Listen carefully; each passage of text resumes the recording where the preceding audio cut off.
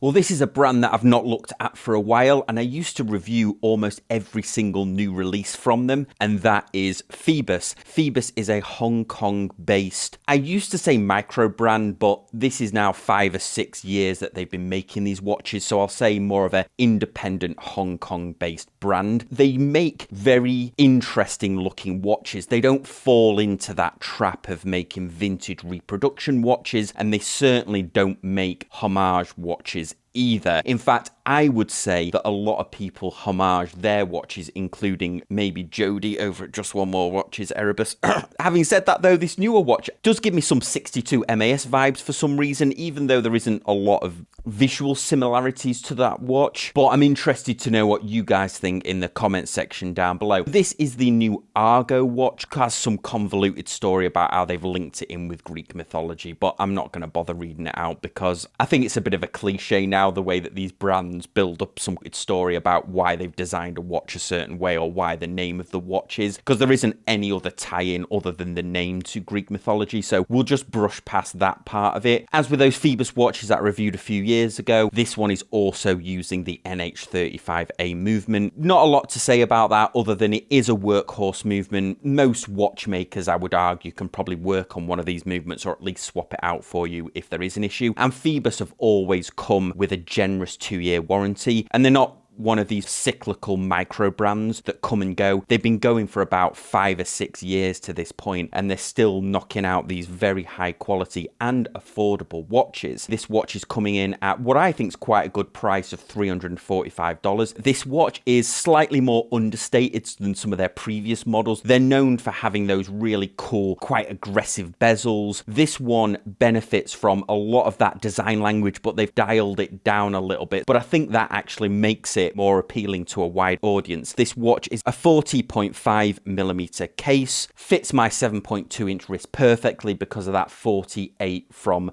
lug to lug. Feebas are saying this is a 12.5mm thickness, but it's more like 13.2. They do have little brackets to say that that excludes the crystal, which I don't know why you would put that. There is a very slight domed on the crystal. They've also added several layers, 3 layers of anti-reflective coating. Here's some outdoor shots for you to decide whether that's worked or not. I think they've done a pretty good job of this, and the subtle doming means that there's no distortion to the rest of the dial. The case itself is framed by a bezel. This has a really nice action to it, no play at all. They've used a ceramic insert in here which also has Lume in it, and the action on this is quite satisfying, and there's a real industrial grip to it as well, a nicely machined industrial grip to the outer of the bezel, which I think complements the angled geometric look of the rest of the case. The case is mainly brushed all the way down and has very geometric sharp lines to it. The crown is shrouded, but it's shrouded because the right hand side of the case is asymmetric, so it's slightly shrouding the crown. What they've done with the crown is quite interesting. It looks like it has an extra collar, and the grip is slightly protruded to the side, and this means that you can unscrew and screw the crown a lot easier, and I think gives it quite a unique look. When you first see it though, when you're first getting used to it, you do think that the crown is unscrewed, but it isn't. When it's screwed in, it does have that extra piece, that extra collar on the side. This watch is slightly heavier, coming in at 169 grams than perhaps some of its counterparts, some of the Seiko watches, but I think the fact that they've added quite a nice bracelet to this is adding to that overall weight, and you could easily swap this out to a rubber strap. I think this would look really good on a mesh bracelet. It's a bit unfortunate to see that they haven't used quick release spring bars on this bracelet, so you are going to have to get in there with a spring bar tool if you do want to swap this bracelet out. The bracelet, nicely machined with screw-in end links. I'm not crazy about the high polishing line that they've put down the outer. I'm not sure it really adds to it because the rest of the watch is brushed. Maybe they've added that for a bit of visual appeal, but